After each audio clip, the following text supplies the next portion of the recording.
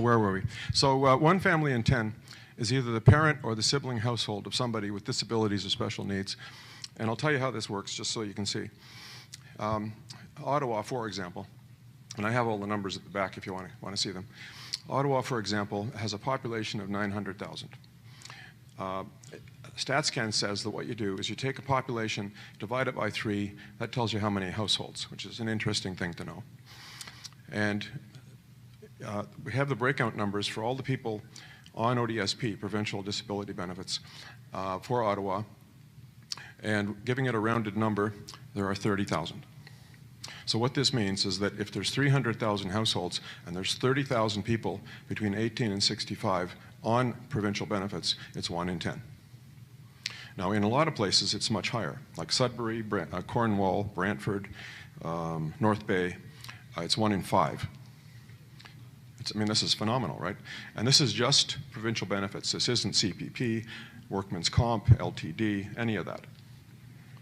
So I think it's very interesting. So from a marketing standpoint, it's a very identifiable market, and it means a couple of things. One is that any group, including this group, 10% of the people here, conservatively, 10% are either the parent household or a sibling household of somebody with special needs. And I've never done this before, but I know from experience from other groups where I do sessions after or people come to me after, I know that it's true, that it's conservatively 1 in 10. Now, who here would say that they have some special affinity for people with special needs? Hands up. Yeah, so there you are, okay? So it's really simple. And what this means, you know, on one level is that if those of you who are here want to talk to me personally later, feel free. But it also means that in your existing book of business, 1 in 10 is either the parent of or the brother or sister of somebody with special needs. Now, you know, in the know your client context, obviously this would be a good thing to know, you know, simply put. But it doesn't mean that the client told you.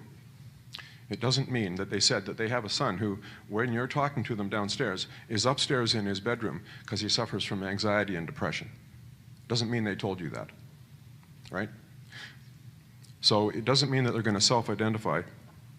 You have to ask, do you know anyone? Do you have anyone in your family? Do you know anyone who has special needs? And then they'll tell you. And what this does is it allows you to then go back and look at the material that I've sent you and to then talk to me to discuss their scenario so that then when you talk to them again, what they're able to see is that you understand one of their core needs. Now, in the context of the other speakers, when I'm at these sessions, I always try to look at all the other speakers and see how it cross-relates to what I'm talking about. And what this specifically cross-relates to is that trust factor. If they know that you're concerned about their child with special needs, they understand that you know them a little bit better than the other guy who they happen to meet someplace who has a blue jacket and sells life insurance. I mean, I don't mean to be too crass, but the point is you have to find a way to distinguish yourself. I was just talking to Adam, and we were discussing all the seminars they put on. He does about 60 seminars a year in Canada. That's quite a lot, really. And what he was commenting on was that how many new faces he keeps seeing. Because this is a tough business. People come in, they work hard, they work their tail off. Sometimes it works, as the previous speaker pointed out, and sometimes it doesn't. And so there's always a turnover. And I think the odds are high, though, that the people that are here probably have been at it for a while and have made a couple dollars. Now, I have always enjoyed working with you because the people that I see here, I know for a fact, are entrepreneurs, they're hardworking, they're smart, and they're optimists. So these are the kind of people that you want to work with. Now, you'll see on your tables that there's a red brochure with a chocolate on top.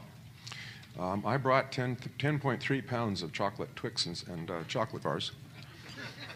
And it works out to 842 bars, which divided by 250 is 3.5 bars each. So, you know, you'll have to work that out yourselves. But if you see the other bars here on top and there's nobody there, feel free to take them because I don't want to take them back. Now, another interesting part of my practice is that it fits in with the demographics of life. I'm 65, I turned 65 in March. I'm the oldest of 5. I only have one son, Gregory, at the back here. He's the smartest too, so that's good. But we largely grew up in that era. My dad passed away a few years ago. He was 90. And this is the demographic that we all live in. And what this means is that after the Second War, people had a baby boom. There were a lot of kids. And a lot of kids were born with disabilities, but they didn't die. What happened was, in the Second War, we invented things like antibiotics, and we invented surgical techniques that were honed by the war. So, for example, it used to be that if you had a child born with Down syndrome, they would often have heart defects, and they would die. Well, they don't die anymore. I have a client up in Sudbury. His son was born in August 3 years ago. He's already had his heart repaired. They've already had one cochlear implant. They're going to do a second one. This stuff didn't happen before. So what this means is that in the boomers generation, there were lots of kids with disabilities who are still alive. We're seeing an interesting phenomenon with developmental issues, because if you happen to be a 55-year-old man with Down syndrome, the odds are high that you're going to have earlier onset dementia than someone else, because of course you're working from a cognitive deficit. And what this is going to do is it's going to have some very interesting ramifications for developmental services and long-term care, because when you've got a whole bunch of relatively young, cognitively impaired seniors, you're not one night nurse on a ward for a bunch of old women anymore, right? You need more care. It's going to be very interesting. Now, as we proceed, I'm quite happy to see this as a kind of a oversized workshop, so if you have questions, feel free to stick your hand up and I'll be glad to answer them. Now, from your perspective, what this means with this aging demographic is that there's always a concern, of course, that if your main client is the father, the husband, the dad, and you see that person as the one who's the wealth accumulator, and that's where your relationship is, when that guy dies, you'd better hope that his wife likes you, or that you have some kind of relationship with his wife, because otherwise she's going to walk, right? We know this is a fact. And even more, what happens is, if you do have a relationship with the surviving parent, the spouse, they die, do you know their kids? Have you ever met the guy who's the executor? Have you ever met the person who's going to be the trustee of the Henson Trust for the child with special needs? No. But if you understand that this is a core element, what will happen to my child when I'm gone, you can then speak to that concern, speak to that emotional concern, and meet those kids. Because if the parent is happy with your work, which they are, they're going to be just as happy if assets stay, maybe in specie, maybe they've been liquidated and reinvested, but stay with you, if you know the kids. If you don't know the kids, they're just going to walk, right? They're going to divide everything by 3, and you'll never see it again. You know this is true, right? So if you're aware of that, and you see the continuity that is essential in a family where there's a trust for a child with special needs, this works. Now, one of the things that we do, which is a whole lot of fun, is we get people tax money back. There's a whole process for this assessment, this analysis, but one of the first things we do is we try to see if the parents are using certain tax credits. So there's 2 credits. There's the disability credit and the caregiver credit. Now, the disability credit applies if someone is markedly restricted or takes substantially longer or has difficulty with, I think, 6 things. Could be cognitive, could be physical, dressing, eating, eliminating, walking, all of those things. So what we do is we determine if the parents are aware that their child qualifies for this disability tax credit. And it's surprising, but a lot of the parents either don't know, or they do know, they did know, but then when the child turned 24, let's say, and they went to live independently or independently with supports or in a supported living environment, group homes, that kind of thing, they stopped using the credit. Very common. So what we do is we identify this put the credits back in place. If they haven't been used, we get a T2201 form completed by a doctor, send it to Canada Revenue. It now takes 35 weeks for Canada Revenue to process this stuff. And then once it's approved, a few things happen. One is that we backfile the credit against the tax-paying parent. Now, you can backfile under the fairness provisions a total of up to 10 years. And this is the most common profile. It's not, we didn't use it last year, or it's typically the most common profile is that they aren't using the credit either because they didn't know or they stopped for some reason. You put it back in place, and the most common recapture is 10 years, and the recapture is $16,000. Now, generally speaking, the clients are happy to have this happen. And of course, then they have $16,000 that they should invest someplace. So they're grateful. The other thing is that then the child qualifies to have a registered disability savings plan. Does anybody know what an RDSP is? Yeah. Well, RDSPs came in 08, same time as TFSAs. You all know TFSAs, right? And we all know that TFSAs are nice, but basically they're a way to tap the shoulder of a client, right? Because it's $5,000 a year cumulative and all that. Well, with an RDSP, if a child qualifies for the disability tax credit, they can have a registered disability savings plan. And if they're under 49, if they do nothing, the government puts $1,000 a year into this plan for them for 20 years, up to 20 years, or age 49. Nothing, and they get $1,000 a year. And if somebody, like the parent, contributes $1,500 a year, the government puts a further $3,500 a year for 20 years. So this means that starting at age 18, because then the test for these grants and bonds is the income of the child rather than the parents, because that's the age at which they start to receive provincial benefits typically. Their income is low. In Ontario, they would get either $865 a month or $1128. So the way that works is if the parent, for example, contributes $1,500, the child gets $4,500, 35 plus 1,000. And if you do this for 20 years, and if it's invested at 5%, you have contributed 30 grand, the government has put 90, that's 120, and invested at 5 points over 20 years, it's about 200,000. So now the kid's 38, and he's got $200,000. And then it sits there invested until he's 60, at 5 points, 10 grand a year. You can see where this is going, right? This is big money. Who knew? But it's only applicable if the disability credit is in place. Are there any questions about that? So this is obviously bigger money than TFSAs. You don't put 5 grand a year of your own and then get it back interest-free or without income. You put in $1,500 and you get $4,500. Not a bad deal. And what we find is that the clients who are either with they get their RDSPs through a bank or, who haven't dealt with an advisor, because of course for a number of the first years, you could only do it with banks. The people who have them with banks are not getting any investment advice.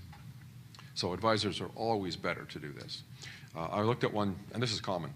I looked at one the other day, in June actually. Yes?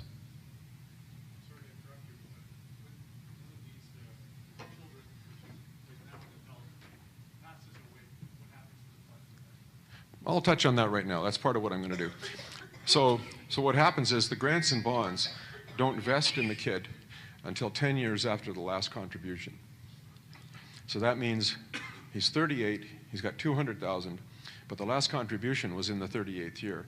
So you have to wait till he's 48, 49 before the grants and bonds are vested. So if he kicks the bucket, what happens is the government gets their grants and bonds back and he dies.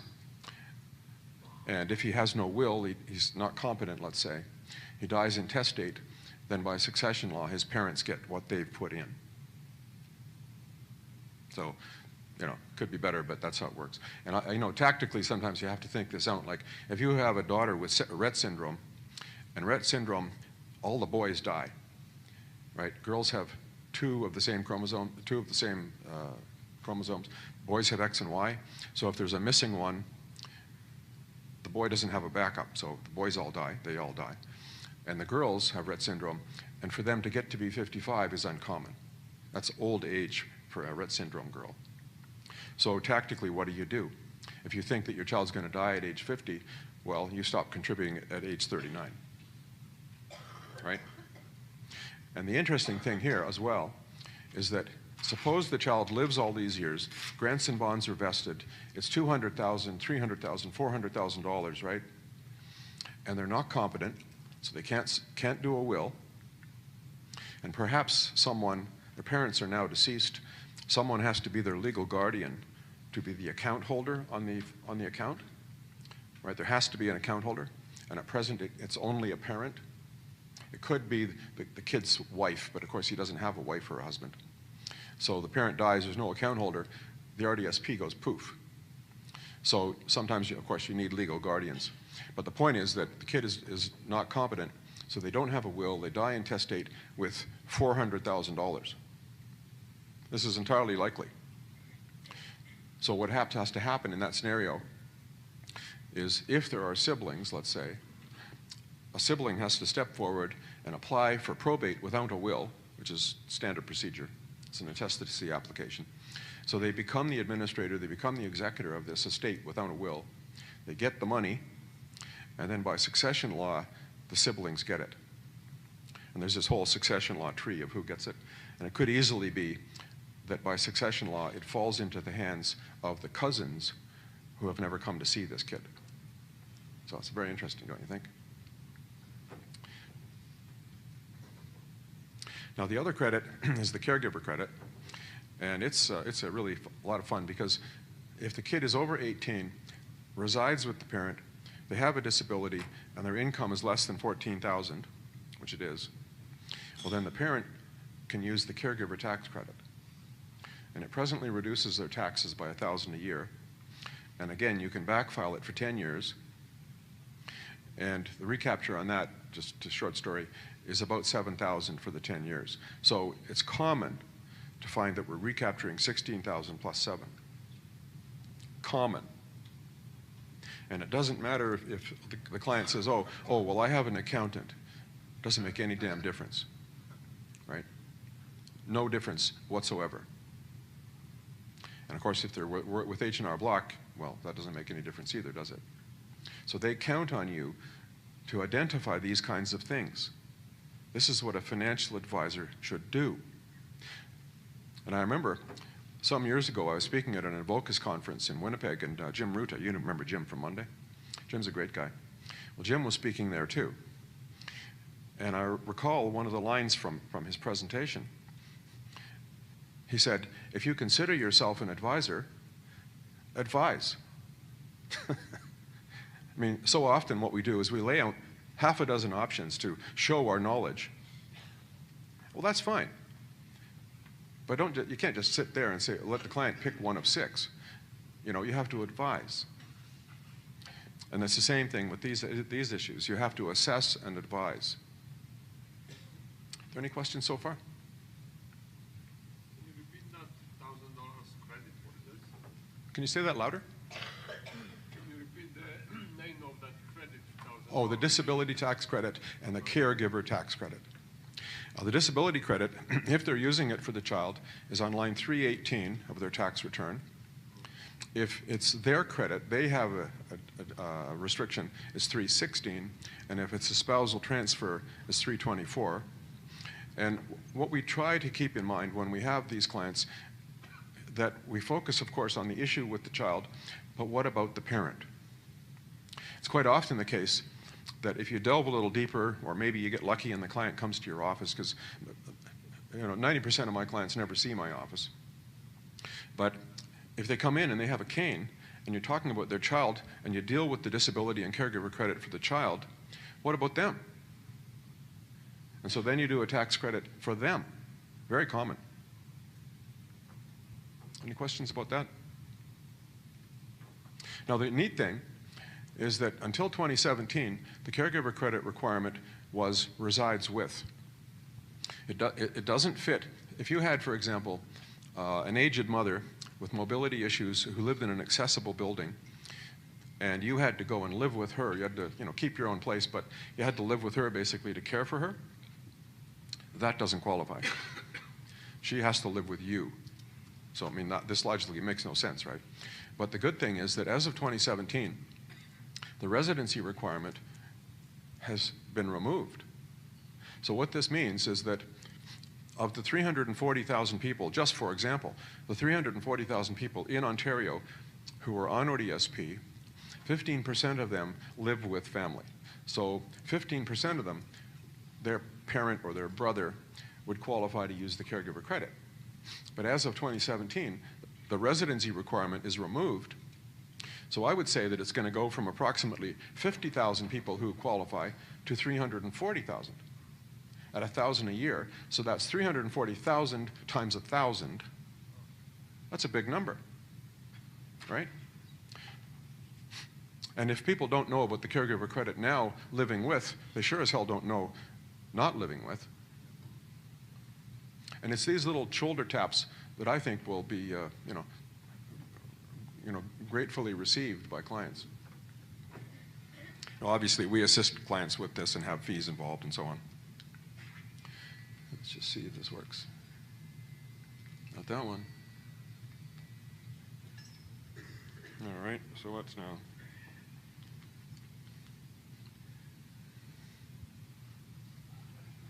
I'm just using this as a sort of a prompt to make sure I see stuff.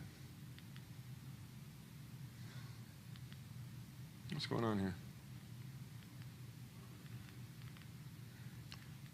This isn't doing what I want. Am I just a little not too bright, or what is that? Yeah, I guess so. I'm not too bright. So there's 1 in 10.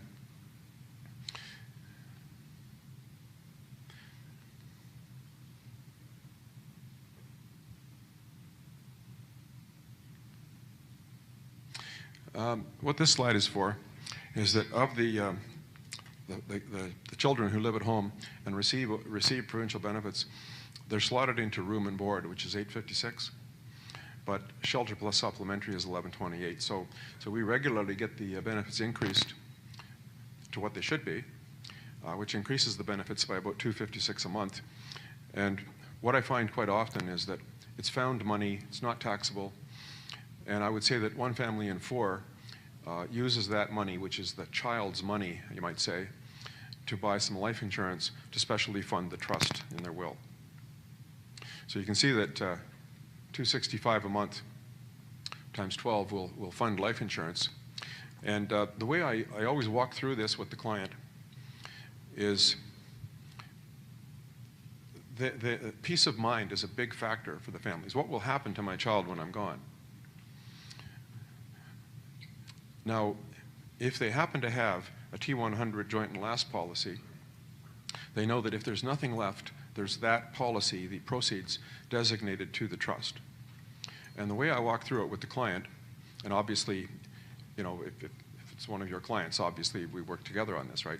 But the way I put it is this. If you have a couple, and suppose they're both 55, let's just say, a policy to pay $100,000 on the second death is approximately $1128 a month. 94 a month, $1128 a year, sorry. An annual premium of $1128. So what this means is that you've got 2 55-year-olds, and the actuarial expectation for the wife, who always lives longer, right? It's always the wife. Her expectation is a further 30 years. But if you take the 100,000 and you divide it by 1128, that's 88.6 years. So if that family wanted to save the annual premium each year, an equivalent amount each year, to have $100,000, they'd have to do it for 88.6 years. Now, this is obviously not going to happen. And I have a little sample sheet that shows the clients how much it is for ages and groups and all that. But it's not rocket science, right? And you can put this forward to the client. It's much better for them to do this than to put $1128 into the bank each year.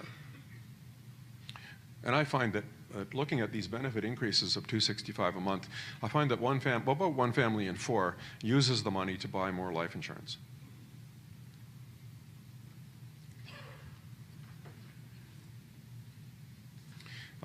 Touching back on the return on investment on the RDSPs, my experience with the clients, I review this each time, is that the clients don't get much return on investment to speak of from a bank because they get no advice or they're ill-advised. So for example, I looked at one in June and it was $42,000, and once I got the statement, it's basically invested in cash. Now these plans have been around since '08, and if there's 42 grand, it means that they've been contributing, right? And on this particular RDSP, it had earned $2.47 in the first 6 months. And I looked at one about a year ago, but we just as examples because we do it each time. I looked at one a year ago with CIBC. The mom had been right on top of it in '08, set it up, made all the contributions, full amounts. And when I got the statement, her return on investment since inception was 0.15%. This is the quality of service that the banks offer. You can do better, right?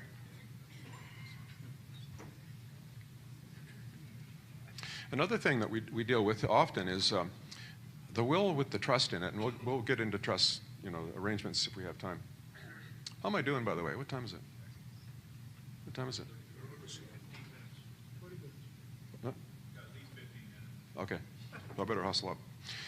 So it's quite often the case that the parent manages the provincial benefit money that comes in for the child, and it's often the case that they'll set some or all of it away on the side to be used for the child, okay, but it often accumulates. And so when we do the will with the trust provisions, they want to know how to leave that specific money to the trust. Well, of course, you can do a bequest in the will of all of the money in account number such and such. Of course, you can do that. But what they could also do is they could put it into a seg fund. Leave some of it liquid in an account, of course. But if they feel it's going to accumulate, or perhaps the child is working at some part-time job, some small job, then if they put the money into a seg fund, then of course this can be designated to the trust.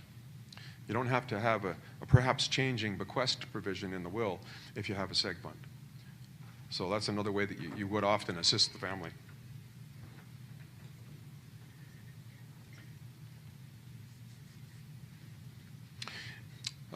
When I did a breakout session last year, I found something, or verified something that I knew was true, but I needed to verify.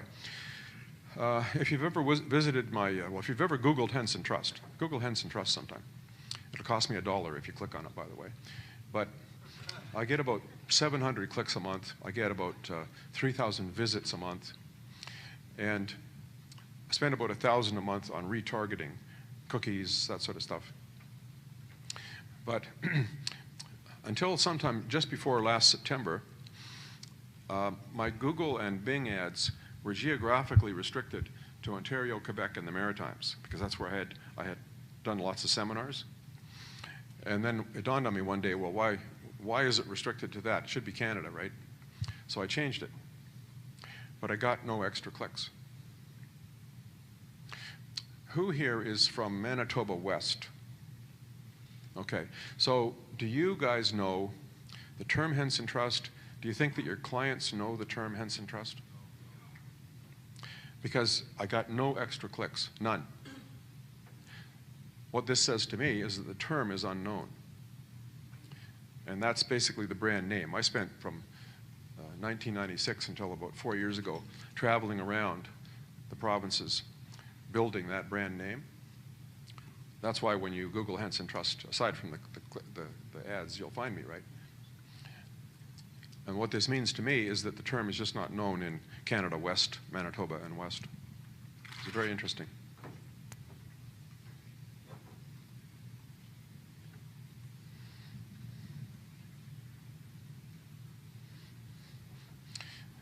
What have we got left? 10 minutes? Okay.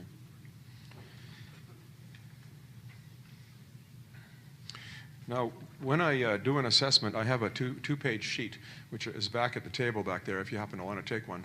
And the way to deal with this is to use that sheet and to collect what you can of that information, and then to give me a call or email me, and then to discuss the client situation. And what we'll do is we'll talk for half an hour or an hour, and you'll have a very thorough understanding of that particular family's circumstance and what can be done for them. Trusts, taxes, benefit increases, you know, guardianships, all that stuff. We had a, yes?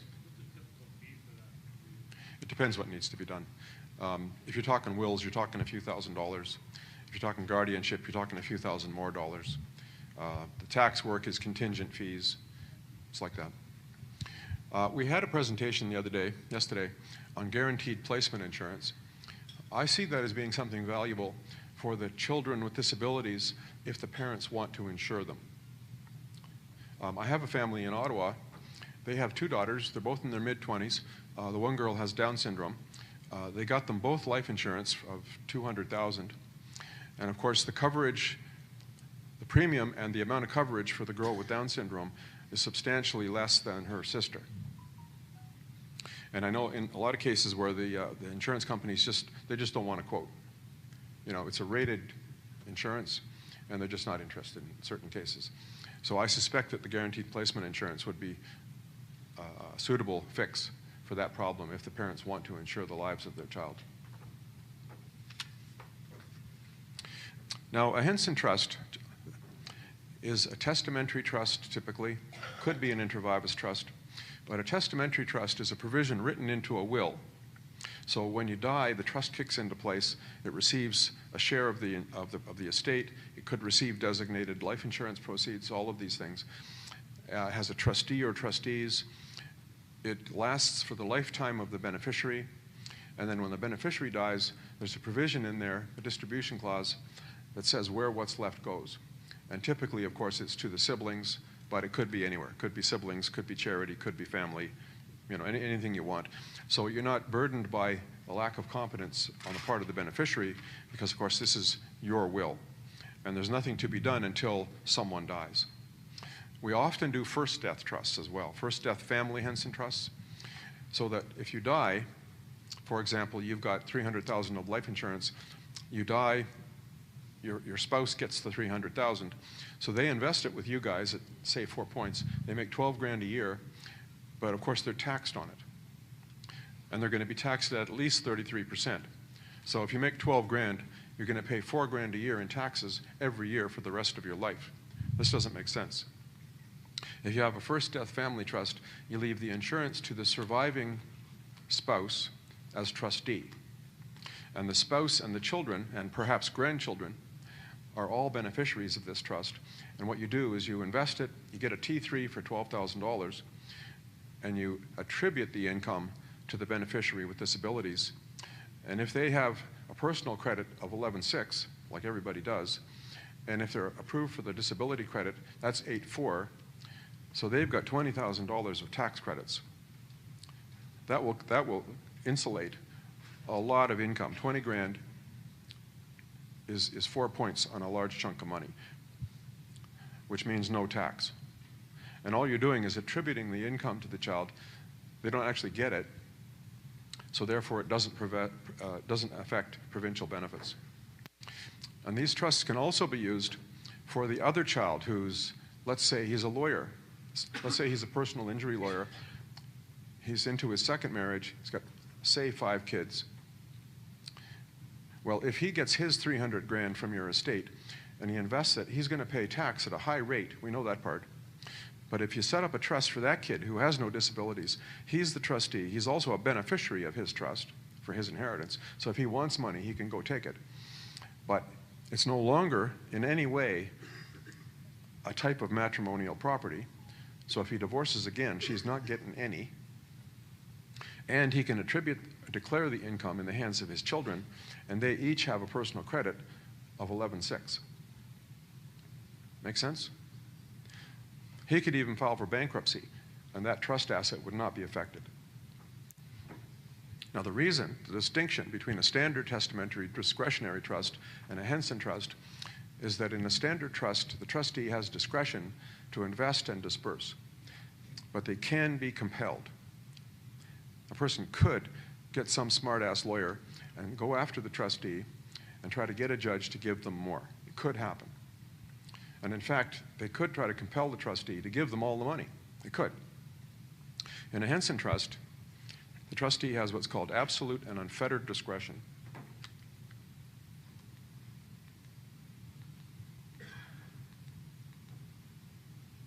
Absolute and unfettered discretion and a non-vesting provision. In a standard trust, as I say, there's discretion to invest and disperse, and it is compellable. But for a Henson trust with an absolute discretion, it's not compellable. And that's one of the reasons that provincial benefits aren't cut off, because the child, the person, couldn't make the trustee give them money. And this is why you could file for bankruptcy, because the trustee, the receiver in bankruptcy, simply stands in the shoes of the beneficiary, and if they stand in those shoes, they can't compel either. So the asset is protected from bankruptcy as well, if that happens to be an issue, or litigation, or divorce, which it can be kind of handy. And in a normal trust, the asset of the trust beneficially belongs to the beneficiary. It's in the hands legally of the trustee, but really it belongs to the beneficiary. In a Henson trust, it does not. There's a specific non-vesting clause. My son shall have no interest in the income or capital thereof, and the only interest he shall have shall be the amounts actually paid to him or for his benefit. So no judge is going to give half of it to somebody's wife if it's not vested in them, and then does eventually vest in the children, say. Are there any questions? Yes? What if the beneficiary and the trustee are the same person? You could do that. I know you can do it, but if the person is the same person, can they still exercise their unfettered discretion and decide they don't want to pay the creditor? They could, but in that kind of scenario, what I would probably do is create co-trustees, where the one can stop the other. And in practice, of course, wink, wink, the one trustee is going to manage everything, and this guy's going to agree all the time. But if you wanted to be careful, you could have co-trustees, just as a lock. That's what I would do. Can these ever be wound up? Can it be what? Wound up. Oh, yeah. Yeah, the trustees could just pay out the money. If you want to collapse the trust, like, for example, there are some scenarios where the person is on ODSP or some benefit, and then they turn 65, and they get old age security and guaranteed income supplements. So they don't really have to protect their social benefits anymore. So if it was suitable, appropriate, like I have one client in Oakville, just at the bottom of Burl Oak Drive, right by the lake. And he lives in, nice old guy, he's 95, great guy. And he has a son who is in his 50s who has Asperger's syndrome. But he's perfectly competent. And he's on provincial benefits because he couldn't function in a competitive workplace. But what he does do is he teaches line dancing. He's great teaching line dancing. And his dad and I both think that the reason he's so good at it is it's repetitive, right?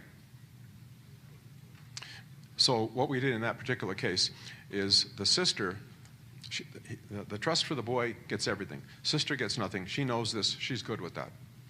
But she doesn't want to be the trustee, right?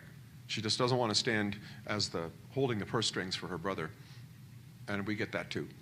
So we've appointed Concentra Trust. Concentra has lower fees, 1% a year rather than 1.5, and they will leave the money where it is. Because, of course, one of your fears is that if my client sets up a trust and there's a corporate trustee like Royal Trust or whatever, of course RT is going to gaffle the money and take it away, right? But Concentra will leave it where it is. They will act as trustee, and they'll tell you what to do, but it won't be their first step to take it away. So what happens is, in that will, we have put a provision in it that allows the beneficiary to terminate the trust and to tell the trustee, Concentra, to give him the money if he wishes when he's 65. Can, you mentioned Asperger's. Is this, the 2201 for Asperger's, is it for lack of a better word, a slam dunk? It's harder if it's Asperger's. To tell you the truth, tactically, we try to get the T2201 completed for autism rather than Asperger's, right? Because obviously Asperger's is on the ASD spectrum, but it is typically a lesser impairment. So we would get that form completed saying autism, right? Or autism spectrum, just for tactical purposes. What time is it now? 2 minutes. 2 minutes? Okay, great. So, in your own, yes? Just out of curiosity, just giving some thought to the fact that Western Canada doesn't seem to be responding as enthusiastically as Eastern Canada. Is there a differentiation between provinces as far as the legal aspects of these trusts? No. The question is, does the Henson Trust Act function in all these provinces? It does. It was recently proven in Quebec. It was the last one. They say that it's not effective in Alberta. I don't believe it. So there's a legal discussion there. But you'll find that the bar in Alberta will tell you that Henson trusts don't apply. I don't believe it. And I'll give you the example sometime over a beer if you want. So if you come across, identify these families, I would suggest that you use the intake form or you contact me. I'll send it to you. I have a newsletter with monthly things. I'll put you on the list, and if you don't want to be there, you can unsubscribe, okay? But there's materials at the back. I can send you a digital bundle of stuff for a disability and estate planning folder. If you want to do outreach, like for example, there's an advisor in Sudbury, and he's going to do a little seminar on RDSPs for people who are hard of hearing deaf in Sudbury on the 27th, and I'm going to Skype into that. It helps to add credibility. It also helps to have somebody on the side to answer questions that these prospects and clients ask that you hadn't thought about and don't really know the answer to.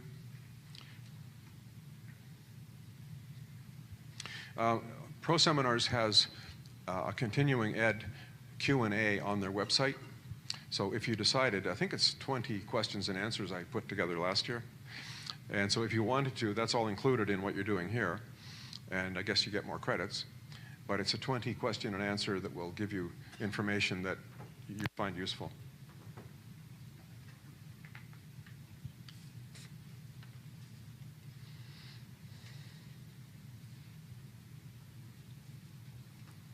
I think you all know that the taxation of trust income changed a year ago. It used to be that testamentary trusts were taxed at incremental rates like people. So you could basically income split it, up until last year. But now all income declared in the hands of a trust is taxed at the top marginal rate. So of course you don't want to do that. So you have to find ways to declare or attribute the income in the hands of the beneficiaries. And that's just part of the planning process. For my clients, of course, it's really not an issue. The fact that if the income was declared in the hands of the trust, it would be taxed at the top rate. We don't do that anyway. I would say at least half of the clients, the children qualify for the disability credit. So what you do is you make what's called a preferred beneficiary election, and you elect to attribute the income. So you get your T3 income of $10,000, and you file your tax return, the trust return, but you attribute the income, the 10 grand, over to the child. And so the trust return is a zero, it's a nil return. So every year it's a nil return. And I would say that that's about half of the clients. And then for the other half, most of these trusts, that you can now give to the child, the beneficiary on provincial benefits in Ontario. It varies by province to province, but in Ontario it's $10,000 over 12 months. And if you do in fact disperse $10,000 of income from the trust, you can there obviously declare it in the hands of the child, and he has a personal credit of 11,600. In BC, it's unlimited. And beyond that, there are various ways, even in the provinces where the allowed gifts over 12 months is more limited.